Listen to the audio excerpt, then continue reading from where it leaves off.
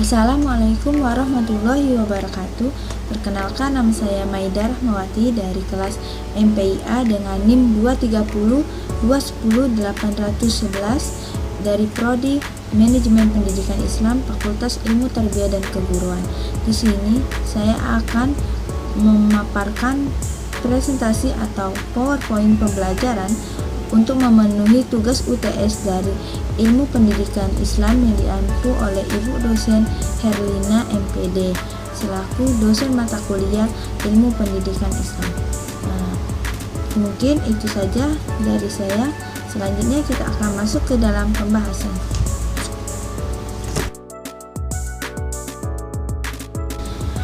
Oke, baik teman-teman. Di sini saya akan memaparkan materi Ilmu Pendidikan Islam, di mana terdapat 6 bab materi yang akan saya lampirkan atau akan saya jelaskan tentang. Yang pertama itu ada konsep dasar ilmu pendidikan Islam. Secara konkret, pendidikan Islam itu mengandung 4 konsep dasar, yaitu 1. Kegiatan belajar mengajar dalam ruang lingkup pendidikan harus benar-benar mempunyai target, tujuan, dan sasaran yang tepat. Yang kedua itu, Allah Subhanahu wa Ta'ala sesungguhnya adalah pendidik yang mutlak dan abadi. Yang ketiga itu, pendidikan merupakan suatu program yang berjenjang dan mengalami peningkatan menjadikan peserta didik ke dalam suatu perkembangan yang lebih baik. Yang keempat itu ada peran seorang pendidik harus sesuai dengan tujuan Allah Subhanahu wa Ta'ala, yaitu menciptakannya. Artinya itu pendidik harus mengikuti hukum Allah atau Tuhan Yang Maha Esa. Selanjutnya itu ada konsep dasar ilmu pendidikan Islam, yaitu secara umum itu memuat 3 pokok bahasan materi, yaitu pengertian, dasar-dasar, dan juga fungsi ilmu pendidikan Islam. Berikut akan kita jabarkan pemahaman materinya satu persatu. Yang pertama, yaitu pengertian pendidikan Islam. Pendidikan Islam adalah segala sesuatu atau segala usaha untuk memelihara dan mengembangkan fitrah manusia serta sumber daya manusia yang ada padanya dan menuju terbentuknya manusia seutuhnya sesuai dengan syariat dan norma-norma Islam. Yang kedua itu ada atau B itu ada dasar-dasar pendidikan Islam. Dasar pendidikan Islam identik dengan dasar ajaran Islam. Keduanya berasal dari sumber yang sama, yaitu Al-Quran dan Hadis. Kemudian, dasar tadi dikembangkan dalam ijma yang diakui, ijtihad, dan tafsir yang benar-benar dalam bentuk hasil pemikiran yang menyeluruh dan terpadu tentang jagat raya, manusia, masyarakat, bangsa, pengetahuan kemanusiaan, akhlak, dengan merujuk kepada sumber yaitu Al-Quran dan Hadis. Dapat kita kelompokkan juga bahwa dasar pendidikan Islam adalah sebagai berikut, yaitu 1. Al-Quran sebagai kalamullah yang diwahyukan kepada Nabi Muhammad menjadi sumber pertama dan utama. Yang kedua itu ada as-sunnah atau sunnah Nabi. Yang ketiga ijtihad atau disebut dengan perkataan para sahabat. Yang keempat itu ada kemaslahatan masyarakat. Yang kelima itu ada nilai-nilai istiadat dan kebiasaan sosial.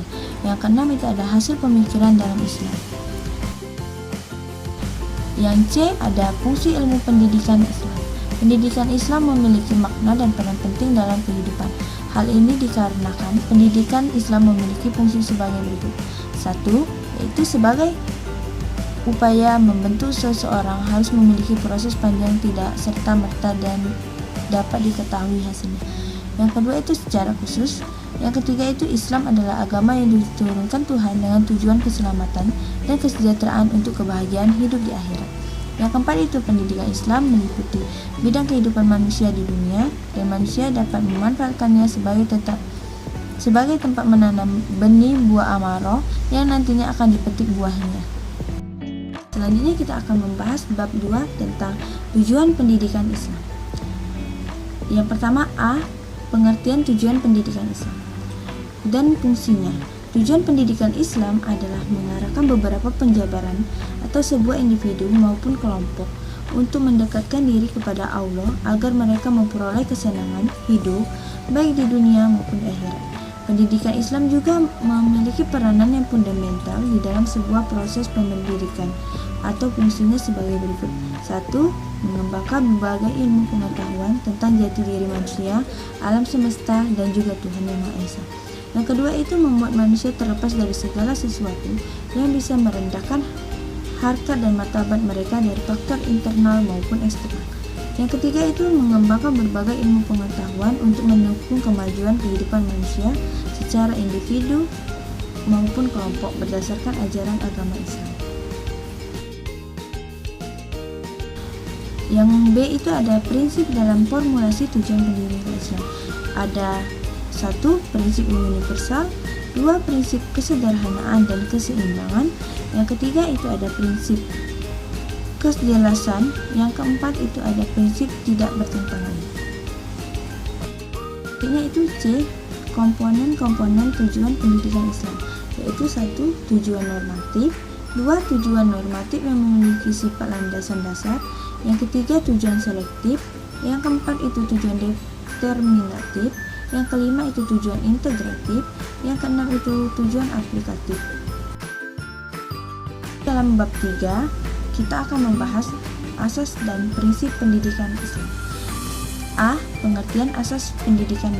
Asas-asas pendidikan di dalam bahasa Arab disebut usul al-tarbiyah atau dalam bahasa Inggris disebut foundation of education, yang artinya cara untuk memahami pendidikan sebagai disiplin ilmu.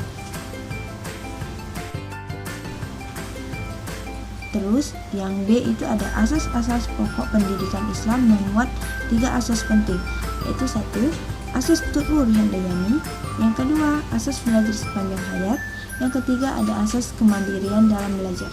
Dan C ada prinsip pendidikan Islam. Prinsip-prinsip pendidikan Islam adalah suatu dasar atau asas yang dijadikan sebagai landasan dalam membimbing atau mengarahkan para peserta didik dan membentuk kepribadian mereka selaras dengan nilai yang ada di dalam agama Islam dengan tujuan agar mereka bisa mendapatkan kebahagiaan baik di dunia maupun di akhirat. Prinsip ini juga memuat secara khusus yang terdiri dari prinsip rumusan masalah, prinsip universal, prinsip kesederhanaan dan keseimbangan, serta prinsip kejelasan. Selanjutnya kita akan membahas bab 4 tentang pembinaan dan tanggung jawab pendidikan Islam. Pembinaan adalah suatu cara yang dilakukan secara terus-menerus dengan tujuan untuk memperbaiki tindakan-tindakan yang tidak baik agar menjadi yang lebih baik. Adapun teknik pembinaan diantara sebagai berikut. 1. Yaitu pengembangan siswa, yang kedua disiplin, yang ketiga penghargaan, yang keempat keselamatan, yang kelima kesehatan, yang keenam motivasi. Tanggung jawab adalah ciri manusia yang beradab. Manusia merasa bertanggung jawab karena ia menyadari akibat baik atau buruk perbuatannya dan menyadari pula bahwa pihak lain memerlukan pengadilan atau pengorbanan. Ada beberapa bentuk tanggung jawab pendidikan Islam. 1. Tanggung jawab iman, 2. Tanggung jawab pendidikan akhlak, 3. Tanggung jawab pendidikan jasmani, 4. Tanggung jawab pendidikan akal, 5. Tanggung jawab pendidikan sosial. Dalam bab 5 ini, saya akan menjelaskan tentang alat-alat pendidikan Islam. Alat-alat pendidikan Islam yaitu cara dan segala apa saja yang dapat digunakan untuk menuntun atau membimbing peserta didik dalam masa pertumbuhannya, agar kelak menjadi manusia berkepribadian muslim yang diridhoi oleh Allah Subhanahu wa Ta'ala.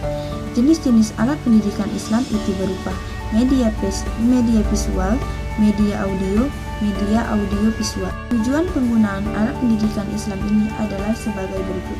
1.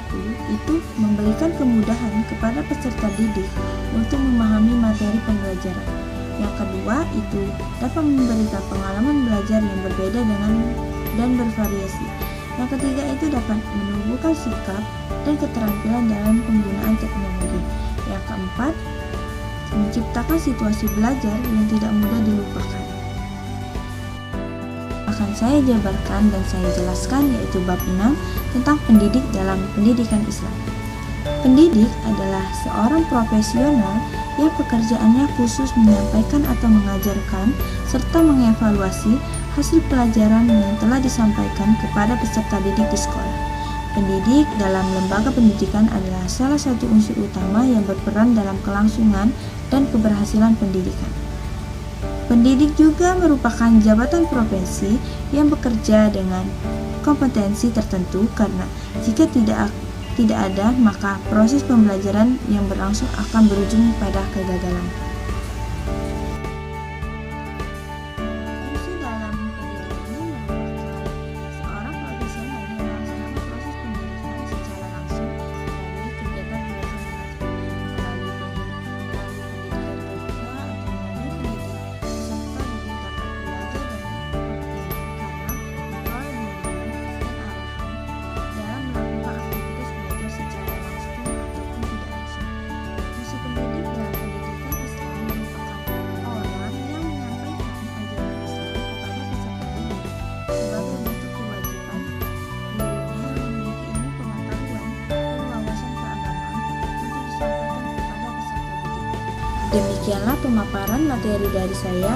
Apabila ada salah kata atau penjelasan materi yang kurang Anda pahami, Anda bisa menuliskan di kolom komentar, dan saya meminta maaf jika terjadi atau masih banyak kesalahan dalam pemaparan materi yang telah saya jabarkan. Saya akhiri. Wassalamualaikum warahmatullahi wabarakatuh.